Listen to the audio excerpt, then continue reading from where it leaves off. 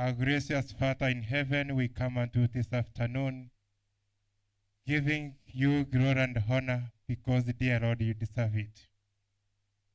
Dear Lord, at this hour, your man servant is going to deliver the message which comes from you to thy children. As he delivers the message, let it sink into our hearts, and we work upon the message which he will deliver to us. May your will be done, we pray this through Jesus' name. Amen. Pastor Kari.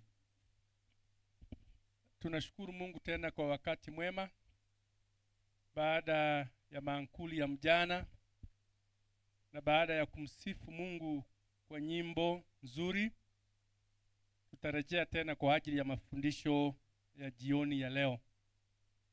Na hivyo ningewakaribisha nyote, na ujumbe nilio nao mjana wa leo ni ujumbe unaofaa kila mmoja ambaye ameitwa kwa jina la Yesu. Kwa hivyo ningempenda kwamba pia tega sikio lako ili upate kusikiliza nini Mungu angependa kuongea nasi jioni ya leo. Kipindi ambacho nitawaongoza nacho ni kipindi cha uongozi. Kwa Kisungu we call it leadership. As Adventist tunajua kwamba zote ambao tumeitwa automatically we are what? Leaders. So we lead at different capacities. We lead at different times, and as well we lead at different situations. This afternoon we shall examine one of the greatest leader in the Jewish tradition, and that great leader is none other than Moses. We know Moses lived for how many years on earth? Musa aliishi miaka mingapi wa ulimwengu? 120 years. The first 40 years he spent where? He spent the first 40 years in the palace at King's Pharaoh. The other 40 years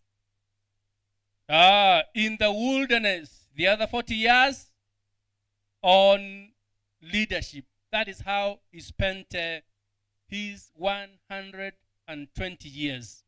Now let me say this. The first 20 years was for the training and the growth.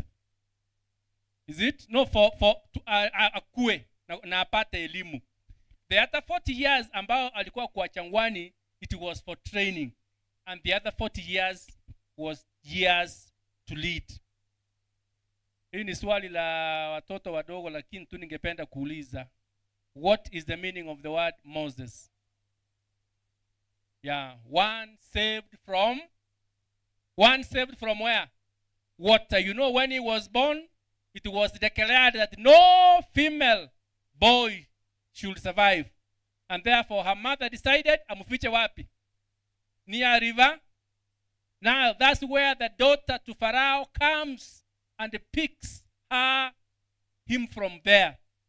And lo and behold, Mungu alimpa yule binti wa Farao upendo, akamtunza yule mwana anaitwa nani?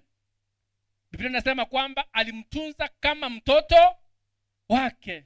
Sio rahisi vile kwa sababu wazazi wengi na ndoa kusitoma yatengo mwana wabande dinkiale. But this lady, though she was she brought him up, and in fact she ensured that Moses had the best education. In other words, because she was rich, she was from nyumba ya uongozi, he took him to good institution apate elimu. He ensured that Moses was well trained. Jambo ambalo tunaulizwa kama wazazi kila wakati, that we should train our children in the way they should do what? They should go, they should grow. And of course, he had a good opportunity kupata ile elimu ama wisdom of the Egyptians, because he came from a royal court of Pharaoh. And of course, we know as much as alikuwa katika mikono ya binti wa Pharaoh, mamake alifanya nini?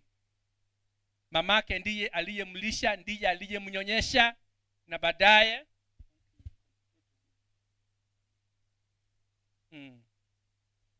And therefore the mother told him, mama yake alikuwa amemwambia kwamba as much as you belong here, you are an Hebrew what? You are an Hebrew. When Moses had grown,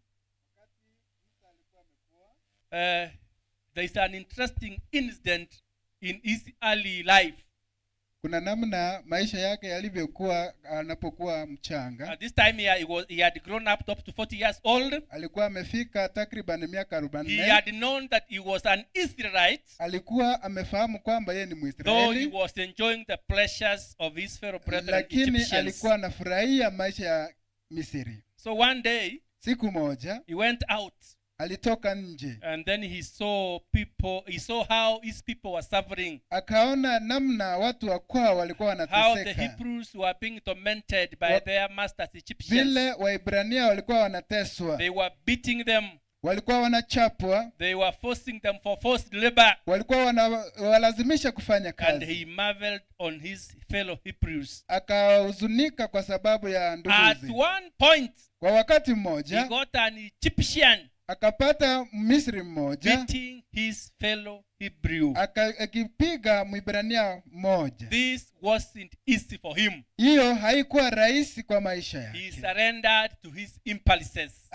Akaamua kumchapa yule mja. And Moses must have been short-tempered. Alafu kwa sababu Musa alikuwa ni mtu wa kupandwa na hasira He haraka, did something unthinkable. akafanya jambo lisilokadiriwa. When he saw that there was nobody else, Wakati aliona hamna mtu yeyote, he slapped the Egyptian. akampa kofi Misri, He died. akafa. He died instantly. Akafa mara moja. By just a serious slap. Kwa kupigwa tu kofi It moja, was kind of electricity. ni kama ilikuwa ni umeme. The gentleman died there and then. Huyo mjamaa akafa mara He didn't moja. have a jembe, neither a fork. Hakutumia jembe He ama, used his bare hands. akatumia mkono wake, He made a grave. He akatengeneza, put that Egyptian inside. akamweka katika hilo He kaburi, buried. akamzika And he fled his fellow Hebrew. na akatoroka na Waebrania The wenzake. next day, Siku he nyingine also got out. akatoka nje pia, He found two men fighting. akapata wawili tena And of wakipigana, course, these were Hebrews. na akapata ni Waebrania wote He wawili. came with a very good, simple question. Akaoja na swali, My fellow brethren Hebrews, ndugu zangu Waebrania, why do you strike one another? mbona mnapigana? Fellow Hebrews Ndugu zangu, in a foreign land, wakati tuko katika nchi ya utumwa, fighting among themselves. mbona mnapigana nyinyi kwa nyinyi? This time Moses Saa hizi has Musa not lost impulses haja, because poteza, both of them were his brothers. kwa sababu hao walikuwa He wanapigana wote ni frames ndugu a wake. good question. Akaweka swali Why mzuri, do you strike one another? mbona mnapigana nyinyi Why kwa are you nyinyi? striking your fellow Hebrew? Mbona unapiga ndugu yako? Normally when this question is being asked amongst us, Wakati swali hili linaulizwa miongoni mwetu, we simply do exactly what this Hebrew did. tunafanya lile ambalo hao Waibro I know in our wanafanya. churches we have fights and wars. Tunajua katika makanisa yetu kuna When kuna somebody vita. comes in the midst Wakati mtu anakuja so katikati that we have peace, ili tuwe na amani, what do we do? lile ambalo We do tunalifanya, a reference. tunafanya vile tunataka kufanya venye ilikuwa. Ekiokombolia Tunasema ile ambayo tunauliza, naye ngwakorete gintu hata wewe ulifanya hivyo jana. bonekera boli omumuro yokoboli oko Wakati ameuliza swali hili, oria akamotebinga to korabuna gwakorete igoro mwenzake akamwambia usifanye namna ulivyofanya igoro ngoje jana. to moichipiti Jana uliua na Mumisiri inche to ngitabo igo. na mimi usiniue vile. Musa akabwatu no bwoba, Musa akaogopa, akabwatu no bwoba kamanyanga ngekahete gintu kiri nakorete bo bisike bono kiamanyekanire akajua ile ambayo alitenda kwa siri sasa imejulikana. abo bono no agotama bo bisi Hapo sasa ndiye akaondoka nyumba ya Farao. kutoka kwa nyumba ya Farao. ekere Musa agokora amang'ana aya Wakati Musa amefanya mambo konyotara haya, achorwa koba omorai hakuwa amechaguliwa kuwa obo kiongozi. nomorai borie begete Ule ni uongozi ambao alikuwa amejiweka asokoreta omorembe ase egati yabo kwa kuweka amani katikati bono yao. amang'ana akamobera amabe Mambo yakawa mabaya, akanyora takonyara komenya ase oboruoti bwa Farao akaona hawezi kuishi katika maisha ya Farao oitire abantu bekuru ase nyumba ya kwa Farao sababu tayari alikuwa ameua mmoja kutoka kwa nyumba ya Farao. naseng'enche yo Na kwa sababu hiyo, naseng'enche ye agatama akatoroka. agatama kurwaroro Akatoroka kutoka kule. bono nabentate kobatia abancho abana ba Nyasaye ng'oborai bori tokwebeka Nyasaye atarakobeka Nataka kuwajulisha kwamba ule uongozi tunajiweka kabla Mungu hajajiweka. ndare gose mbori gutwara amatunda Huo uongozi hauendi mbali na wala hauzai matunda yoyote. Musa akorire ga Haya ndiyo Musa ameyatenda utemire katika kuganya kisa namang'ana hiki. mara kabere Amejaribu kutotanusha maneno manana mawili, mawili kura sobusi bwa Nyasaye lakini bunumurai hakuwa amepata uwepo kutoka kwa na Mungu. intwe elito babaraya basikanisa chaito Ili nasi tuwe viongozi wazuri katika toligati Kristo, Nyasaye litangani abeke lazima tumtafe Mungu kwaye asoborai bwaito aweke mkono katika uongozi na wetu. litoranyore na litoranyare ko batokura Ndio buya tutaweza kuongoza vizuri. bono Musa obere ga kwangwa Musa amekataliwa bono tamire na ametoroka. kira tamire bono Musa igare frustrated and dejected Kwa sababu ametoroka, ni mtu ameogofya na bono ni gakara seise byaro kurukwa Jethro ametoroka, ameenda kwake Jethro akare kolisia ching'ondi na ameenda kuchunga kondoo. anonya sakare kumworokera Hapa ndipo Mungu anajionyesha asege tutukeria kibwata gento kieke kwa ule kibwata gento ki omorero kwa kile kichaka ambacho kilikuwa na moto. motarusi bikoro tabwa sote Ndipo neine Mungu akamwambia toa viatu, bande bono nkomotebya kali ngani gonta ketengo tumego chase Farao na ndio tena anamuelekeza kwamba anataka kumtuma kwa Farao korusia bana bane kurwa sobosomba ili uende kuwatoa wana wangu kutoka. kyokorengia ngwancharinge aenda ororo Unafikiria angekubali konyoro kurudi? itiro muntu okura aroro Alikuwa ameua mtu Misri, gatamete bo bisikurwa soboruoti bwa Farao alitoroka bila kuonekana kutoka kwa Farao. naende no Nyasaye kale komotebya ngagenda otai Farao abwatoke abana ba Na hapa Israel tena ndio Mungu anamtuma aende kumzungumzia Farao aachane na wana wa Israeli. no Musa akakataa, la. akamubulia incheningo Akamuuliza, mimi ni nenda nani? se Farao Niende kwa kwenda Farao, abana ba Israel kurwa Egypt niende kutoa wana wa Israeli pale. unale kukwana obutaba Nilikuwa mimi sijui kuzungumza vizuri. unalenge kukwana obutaba Hakuwa anazungumza vizuri, kolengine nda tutulete mona asenga kiei na ni kama alikugumiza sana. lakini Nyasaye akamutebya Lakini Mungu akamwambia, not worry, I will be with you. usifadhaike, nitaenda pamoja nawe. Chinga kinyinge Wakati mwingi Nyasaye ngoturangiria ari gocha obokoreri bwe kanisa Mungu yuatuita katika utendakazi wa kanisa. okuerige likwanyoranga eketingi saini Unapojioji unaona hakika hautoshi, warra timbu atisemi chisaine na unaona huna elimu ya kutosha, yobo manyibo isaine una ufasaha wa kutosha. watebanga yaya anonya mwanchora Hapa kama hata mmenichagua yaya nketingi hapa saini siwezi. umaete nindwarete Mnajua ni mgonjwa, umaete naye go principal bwanga go sukuru mnajua siku hizi ni mwalimu mkuu na kuna shughuli mingi. timbu ati monto nyinda atige nyombe kere mereme yega neirie Mnajua sina mtu nitaacha kwa nyumba wakati inahitajika, yagera twakana inafanya tunakataa lakini kazi. ekere Nyasaye agochorire emirimo ase obokoreri bwaye Wakati Mungu amekuchagua katika utendakazi ekero obwoba wake, buno obogocha wakati huu uvivu unakuja, Nyasaye gakare goteya Musa nga do not worry Mungu anamwambia Musa usifadhaike. nabakare komotebya nga don't depend on yourself Usijitegemee ekiagere mwenyewe, emirimo ye ninche kwa nakorangeirie sababu kazi hii ni I mimi am mwenyewe such nimekuita. an almighty and living God of Abraham, Mi- Isaac and Jacob. Mimi ni Mungu ambaye anaishi wa Abrahamu, Isaka na And of Yakobo. course Moses had known what God had done to these Na Musa ancestors. pia alikuwa amefahamu hakika ni nini Mungu But alikuwa after still amewatendea. God confirming to him all this, Wakati Mungu tayari he ameshathibitisha still hili kwa went maisha, ahead and raised objections. na baada akaenda kukataa, He said, akasema I have never been eloquent sijakuwa mzungumzaji mzuri. In other words, I am not good in speech. Siwezi kuwa mzuri kwa mazungumzo. I cannot talk swiftly. Siwezi kuongea vizuri. Because yakatavangoro mimi wayanga kirwarenge. Akasema ulimi wako ulikuwa na maana gani? Orolito. Anasema ulimi wako ulikuwa mzito. I am slow in speech. I am slow of tongue. Yeye ni mpole kwa kuzungumza. Then God said, na Mungu akasema, I will be with your mouth and teach you what to speak. Mimi nitakuwa na mdomo wako na nitakufunza yale ambayo utayazungumza. Praise be the name of the Lord. Bwana asifiwe. Ekaranya saa kurangeria kwa wakati Mungu anakuita kupe kazi, yale ambayo hauna ili we mkamilifu, anakufundisha, anakupa. Poor Moses could no longer find any other excuse. Musa hakuwa na lingine. He had no any other excuse. Hakuwa na jambo lingine la kusema. No, he had to share to diplomacy and straightforward say, but now God use me. Akakubaliana na Mungu, sasa akasema Mungu nitumie. What I want to bring another point here is, nataka kuleta wasaa wengine. Of course Moses accepted.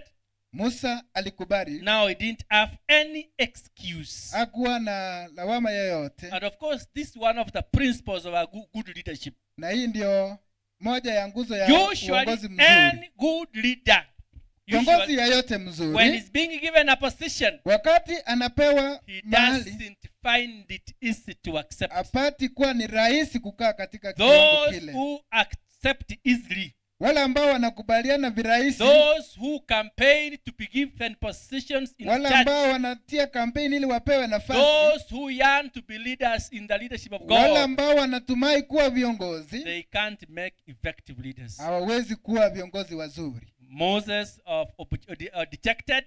Musa mara ya kwanza akakataa. But God strengthened him. Lakini Mungu akamlazimu. God encouraged him. Mungu akampea wosia. God gave him assurance. Mungu akampea thibitisho. That's how he became a good leader. Na wakati huo ndivyo alivyokuwa kiongozi mwema. Brothers and sisters, ndugu na dada, those of you who are thirsty to lead the church, wale ambao wako na tamaa ya uongozi, that is not leadership. Huo sio uongozi. I know there is a verse we usually read to ourselves. Kuna fungu ambalo tunapenda kulisoma. It says, inasema, he who desires, yule ambaye anatamani to be, kuwa, amedhamani kazi nzuri. How do you read it? Nakia ngana yako so. Ukirimo kama yataban. Mnakifahamu? Yule ambaye amechagua kazi ya Mungu, amechagua kazi. Interpret that verse. Semi vizuri. We shall have time to go. Number 2, tutapata nafasi tuizungumzie. Jambo la pili, leaders of the church know this. Uongozi wa kanisa mjue hili. Leadership is a crown of thorns. Mjue kwamba uongozi ni taji lenye miba. Oborai negutwa ebwata gento kieke. Uongozi ni taji iliyo na miiba. Kero Yesu aliko bambwa. Wakati Yesu alikuwa anasulubiwa, egente kama vekere tuke muchande. Ile ambaye aliwekewa imsumbue, no kumubekera ego bya umutwe ego bya magwa ase aliwekewa kwa kichwa ilikuwa na miba. Iko ningingo batea banja bana banyesai. Nataka kuambia nini wapenzi? In leadership, katika uongozi, there are frustrations and pain. Kuna changamoto na ngumu katika maisha. And pain. Kuna changamoto katika maisha haya. Let me say this. Wacha niseme hivi. Hakuna uongozi mgumu kama uongozi wa kanisa. True or false? Ukweli ama uongo? Those of you have been leaders, you know this. Wale ambao umekuwa viongozi mnajua hili. Because here you can't command. Hapa huwezi kulazimisha. Do you? Mnafanya? People are stiff naked. Watu wamenyoosha shingo. People don't respect leaders. Watu hawaheshimu viongozi. They take you for granted. Wanakuona tu hivi hivi. You do your role faithfully, you are mocked. Unafanya vitu vyako vizuri lakini wanakukejeli. Grumbling time and again. Watu wananungunika hapa na pale. Leadership is a crown of thorns. Uongozi ni taji lililo na miiba. This is what Moses experienced. Haya ndiyo Musa when they aliyapitia. didn't have food, Wakati hawakuwa na they chakula murmured. When wakanungunika. they didn't have water, Wakati hawakuwa na they maji grumbled. wakanungunika zaidi. They spit him. Wakaongea maneno They mabaya. spit him saliva. Wakamutwera They mate. treated him as a foreigner, not as a redeemer. Wakamuhira buno omuntu bwebisa kutali One muntu of the kiri time they kubakonya. asked him, Lituko lino nande bakamubuli. why did you remove us from the place where we used to eat meat and flesh? Ngaki gwakore tugaturusia asense twari kurie. Were there no tombs there so that we could be buried? Je, ni kaburi hazikuwa katika nchi ile? Why did you come for us? Ngikwagere tugacha. Were there no tombs in Egypt? Mbera ncharenga. Why have you brought us to the desert to die? Ngaki gwatorete roro tuche kukwera. It's good to serve Egypt than to die in the desert. Mbu yatu arengi gukorera abamisiri bari kubwagocha gukwase roro. That's when they were thirsty and angry. Nariye ryekerera ngo yabariete nande bari. They asked, what shall we drink? Wakabolia tutakunywa nini? So in other words, they were complaining time and again.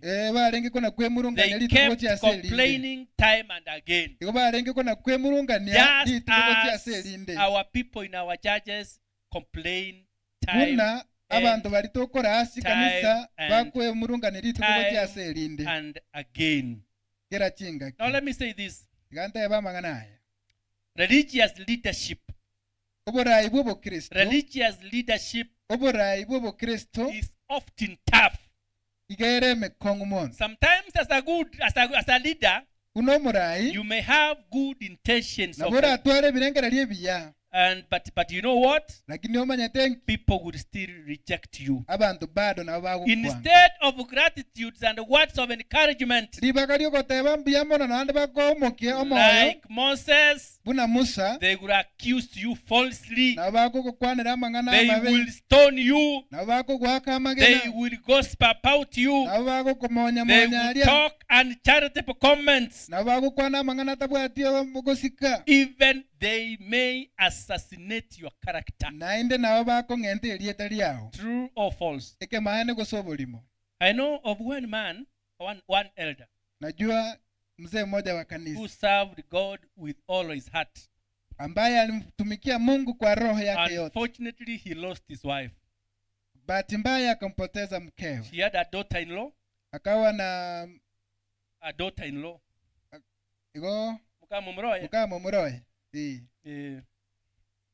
And the daughter-in-law, during the funeral of her mother-in-law, he said, Daddy, I will support you, and especially katika kazi ya kanisa. And therefore, wherever visitors came to church, wakati wageni walikuwa wanakuja kanisani, and whisper to his father-in-law, angekuwa aenda azungumzie baba mkwe, Daddy, let the visitors come at home. Wacha wageni wakuja nyumbani. I will prepare them food. Nitawatengezea chakula. And at least the father was encouraged. Lakini baba pia akawa ametiwa moyo. The daughter-in-law always ensured that her father-in-law was in church in time and well dressed.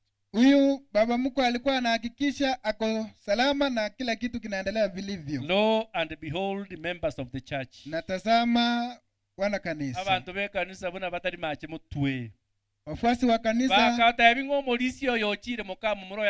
wakasema ni kama huyu baba mkwe ameoa mtoto wake. That's what we call as character what?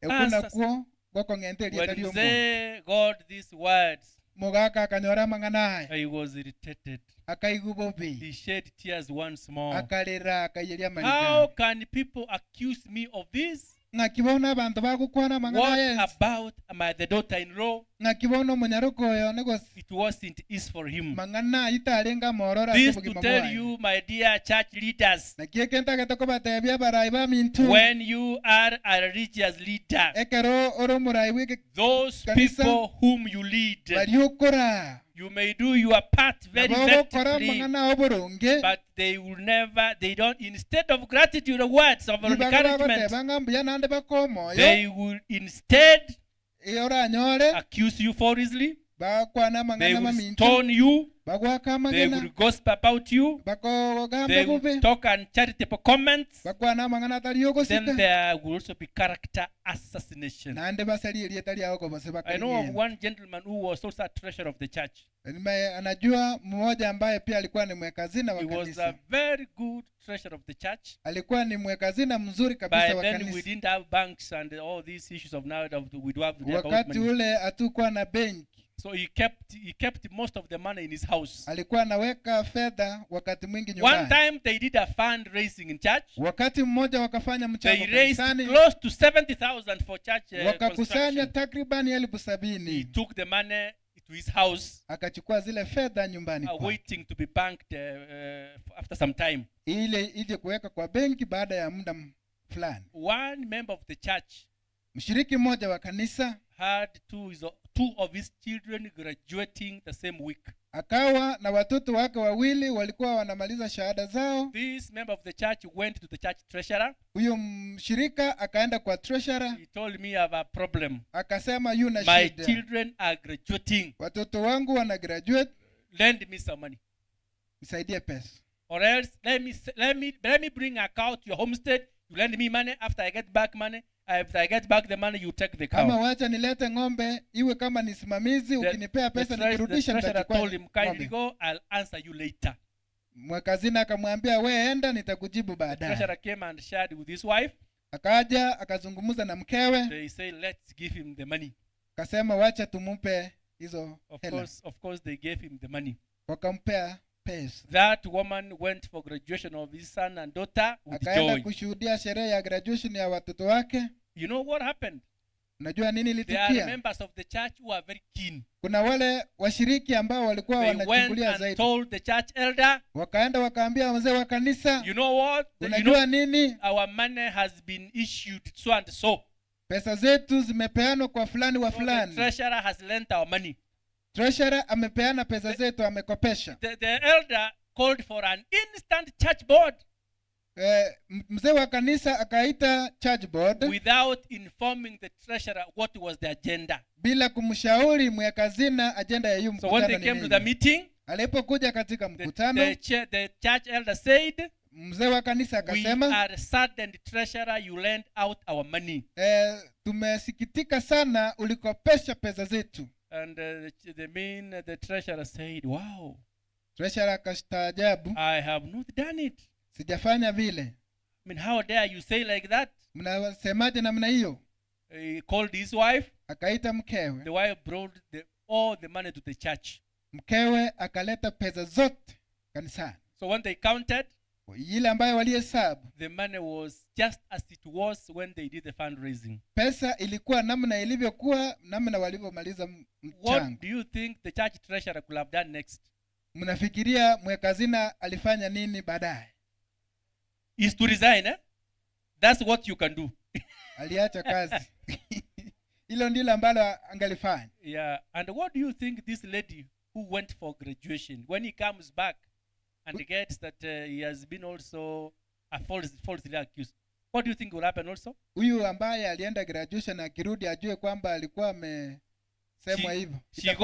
She goes to another church, isn't it? And what of the children whom she attended their graduation? And what of the treasurer's parents? You see how clever the devil is. But then may I ask this? Before the elder could have called for a board, what could have he done? Angefanya nini? Now, what swayed away is good thinking. That's what gossip does. Gossip. That's what gossip does. Whoever reported to the elder, yule ambaye alizungumuza kwa mzee wa kanisa, aliona ni kama ni sawa alifanya. Angetoa pesa wapi apeleke gari bila Nairobi? Ule ambaye amekusanya pesa ni kama mwekazina alimpea zile pesa. Na mzee wa kanisa akaona huu ndio ukweli mtupu. Sasa kanisa itakuwa namna gani? That's what happens in a church. Hiyo ndio inatukia When we do katika makanisa fundraising, yetu. you come up with a new car, they will say he has bought a car. You come Mkifanya up with a good dress, mchango, he has used akinunua our money. nguo, akinunua gari, mnasema pesa zetu. So know that Jua hilo, that when you are a religious leader, wakati wewe ni kiongozi wa Kristo, instead of gratitude, ili badala ya it kupata is likizo za shukrani, character assassination. ni jina lako linauliwa. Another good point from the leadership of Moses. Jambo lingine mzuri kutoka kwa uongozi wa Musa. Moses delegated. Musa aligawa mamlaka. Of course, he was cancelled by his father-in-law. Alikuwa ameambiwa hivyo na baba mkwe wake. He told him, my son-in-law, Akamwambia, mtoto wangu, if you handle all these cases, ukiendelea kushughulikia hizi you zote, will wear out. utazeeka haraka. Appoint other people. Pea watu wengine jukumu. Appoint other people. Pea watu wengine jukumu. That is what we should do in our churches. Hilo ndilo ambalo tunastahili kufanya As a leader, kama kiongozi, delegate. peana kwa watu wengine. This counsel that Jethro gave to his son-in-law was a beautiful one. Hii Jethro alipea mtoto wake Musa, He ilikuwa nzuri told sana. him plainly, Akamwambia kwa what you ufasaha, are doing is not good. ile ambayo nafanya si You mzuri. cannot go on doing everything by yourself alone. Haitawezekana kufanya kila You kitu will peke be yako. worn out soon. Utazeeka karibuni. Why are you not respecting and trusting others Kwa nini upee watu wengine kazi hiyo so wafanye? that you delegate them? Ili uwapatie So nafasi ya kuongoza therefore, pia. as a Sabbath school leader, Kama as a youth kiongozi wa leader, school, as kama a women's kiongozi, ministry, as a women ministry leader, kama wakina mama, learn to share the responsibilities of your department. jifunze kugawanya And mamlaka when yale you unayo. delegate, Utakapofanya vile, trust them and entrust them the responsibilities to them. watumainie pia yale ambayo umewapa, ona kama watafanya kazi vizuri. Delegate. Gawa This is mamlaka. how you can easily bear the difficulties of hardships. Kwa jinsi hii ndivyo utakapopatana na kuzuluhisha haya mambo So magumu in brief, katika maisha. Moses listened to his father-in-law and he did as he requested. Musa alisikia baba yake He mkwe, understood how genuine delegation could reduce his burdens. akaelewa namna kugawa mamlaka itapunguza So that uzito alikuwa A nao. religious leader is not expected to do everything by himself. Kiongozi wa He kikanisa will be hastahili worn kufanya out chochote. soon. Atachoka haraka. And you may be called an alpha leader. Na utaitwa Alpha, unajua alpha na omega. muraji ulio amenya tobo And when you tamenere. read subsequently alone, Na ukiendelea kuongoza peke yako, you may end up being arrogant or you may dominate. unaweza kuwa na tabia ambayo si mzuri na pengine uonekane wewe ndio Therefore, kiongozi. share responsibilities with others, Gawa mamlaka kiasi. making them partakers and colleagues, Na uwafanye watendakazi kwa believing pamoja. in them and trusting Na uwatumaini kwamba pia wao watafanya and kazi trusting mzuri. in them. Na uwahekimishe pia. There are those two gentlemen who were twins. They were Bildad and Kuna wale ambao walikuwa wamezaliwa wakati mmoja, mnajua hii story kweli, Bildad and Medad. Bildad na Nadad. You Na haven't- wajua, You Adventists, have you ever come across that story? muwahi soma historia hiyo. One time, Wakati mmoja, God told Moses, Mungu akaambia Musa, pick me 70 people chukulia mimi watu 70 among the tribes of Israelites. kupitia kwa kabila za Come them Israeli. to the mountain Kuja na wao katika mlima, so that I will give them power to go and prophesy. ili niwape uwezo wa kwenda kutabiri. And that's what Moses did. Na hiyo ndio Musa He picked aliyofanya. 70 people among the Israelites. Akachukua watu He 70 may have katikati ya written them letters, Waisraeli, but all that we know, he invited them. akawakaribisha, So they went to the mountain. wakaenda katika mlima. Unfortunately, out of the Bahati mbaya, 70, only 68 appeared. Kwa wale 70 ambao waliitwa, So they went to the 68 walienda mountain. mpaka mlima.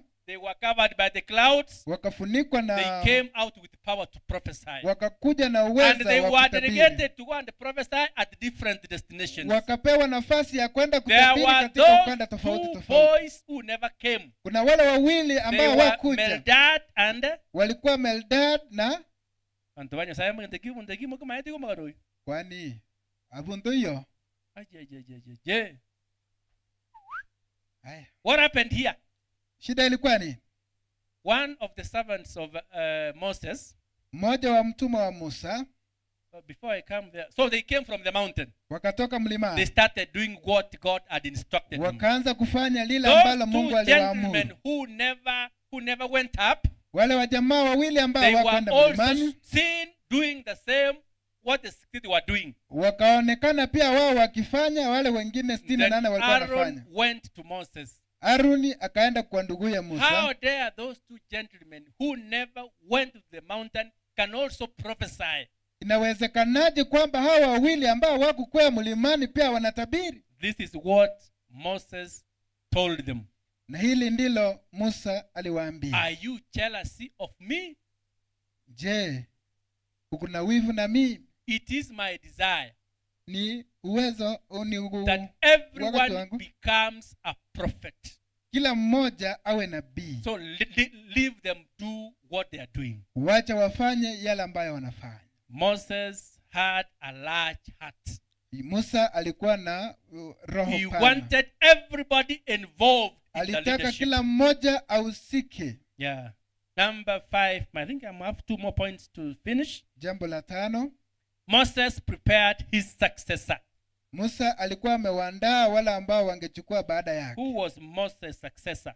Nani alikuwa angechukua ushukani baada ya Musa? Joshua. Ni Yoshua. These are the good news about Moses. Haya ndiyo habari njema Moses kumhusu was Musa. not jealousy of the growth of other persons. Hakukuwa anaonea watu wivu wanapokuwa. He did not see others as a threat. Hakukuwa anaona watu kama ni In fact, he thibitisho. felt happy and enjoyed the success of others, Akaigubuya naanda akarabuya ekera abantu bande bagendererete buya. contrary to the leaders of today. Iywere mamincha n'abarayi ba siku hizi. Go to our choirs. Genda ku kyasi kwaya kye. When you see so and so, as he started growing in music, Gokoronya le bosoire gukina somotera. what do you do? Ngakimo kora mangana. You gossip, you assassinate, you mock, isn't it? Kwa na mama kwa na obe iwa. And all that, isn't it? Kariboy. When you see somebody's rising, somebody's gifted, Gokorongo muntu ne nyasa Moses ni buya. instead of supporting Libaga moko momoyo. so that he succeeds, Elinda enderere buya. what do? Nkyoko. He did not want his mission to be over with his death. He wanted the good work he had begun to be carried forward to other people. And therefore he prepared his successor. Without any grudge, he smoothly handed over the power. For those of you who have been in the church for some days, when it comes to the end of the year, there is that thing you call handing over and taking. How fluent is it? Some people don't want to submit. You are invited to come for handing over. You say, I'm occupied. But we have files. You say, I even don't have them. And that's what happens. But Moses had prepared his success. And he gave him the assignment properly. So as church leaders, we should not waste time when we are handing over. He took Joshua and had him stand before Eleazar the priest and the entire Israelites. Then he laid his hands as an outward sign of transferring leadership and entrusted God's mission, which he had been doing so far faithfully, to the new leader Joshua. Indeed, it is a great sign of generosity, maturity, and understanding from the part of Moses. You may not translate. Hallelujah. Amen. What I want to say, sons and daughters of God, whatever you have been assigned, Prepare prepare your successor. Train people so that if you are not there the next day, the mission of the work will always continue. Now let me say this. There are no perfect leaders, including yourself. All that we need is the grace of God, so that we give efficient leadership, so that we give efficient leadership. Now my last point, as leaders of the church, as leaders of the church, if you have been asleep now, you need to wake up. Praise be the name of the Lord. Amen. Yeah. Moses, Musa, time and time again, period after period, he visited his post. He visited his post. And who do you think was his boss? Yeah, it is God. Moses knew exactly who his boss was. And he never forgot him. He made regular and periodical visits to him. He knew it is Yahweh. He called him in the burning bush. He knew who entrusted him the mission. And therefore, time and time again, he visited God. He visited his master for guidance and consolation. He totally relied on Yahweh who called him. He spent long hours with his master for consultation, and he always brought his feelings to God. The Bible says Moses talked to God as who? As what? Sometimes Moses could quarrel who? God, why did you send me to these stiff-necked people? At a given time, God said, no, these Israelites are bad. Now let me kill them. But you know what happened? Because he always with God, he bowed himself, he told him, no. Before you kill them, yeah, because he always poured. As I told you earlier, religious leadership has a lot of issues. Don't even quarrel your subjects. My dear elders, you know our members are very tough. If you are emotional, don't pour them in church. Pour them to God. Tunaelewana wana wa Mungu, lakini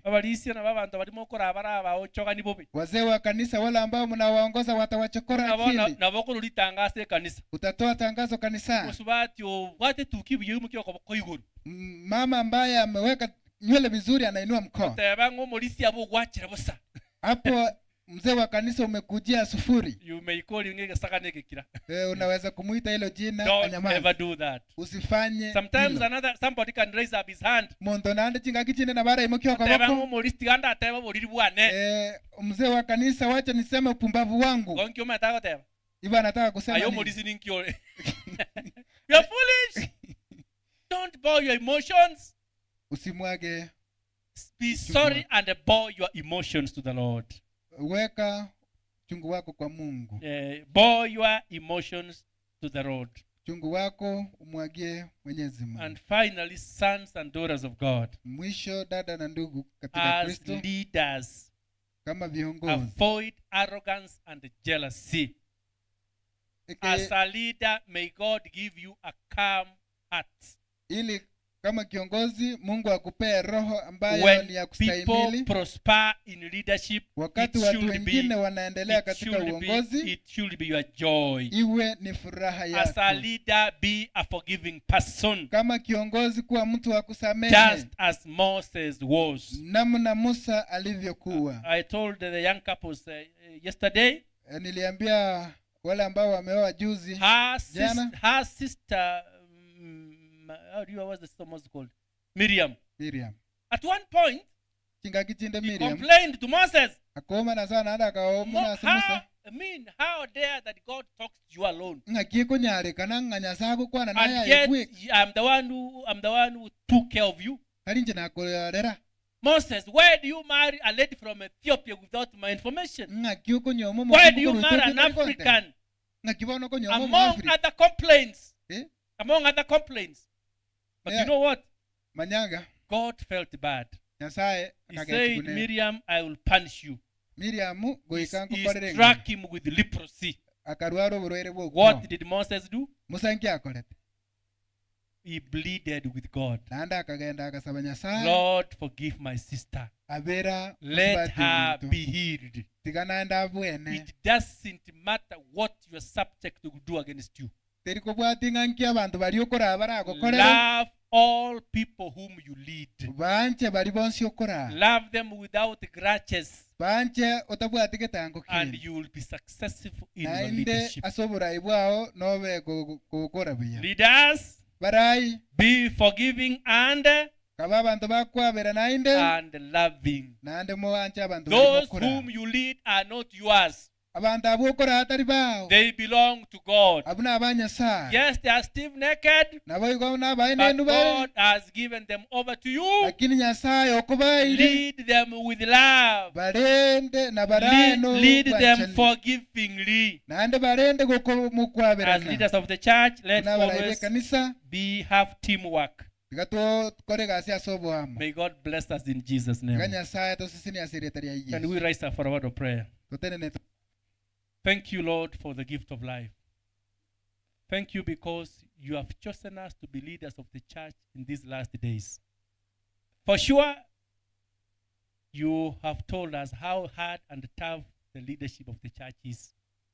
But at the same time, you have given us assurance that you shall be with us. Lord, we pray that you empower us, to give us power to forgive and love. Lord, above all, help us to periodically visit you so that we get the power to lead.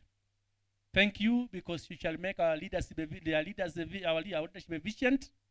And thank you because you shall always be with us, for we pray in Jesus' name.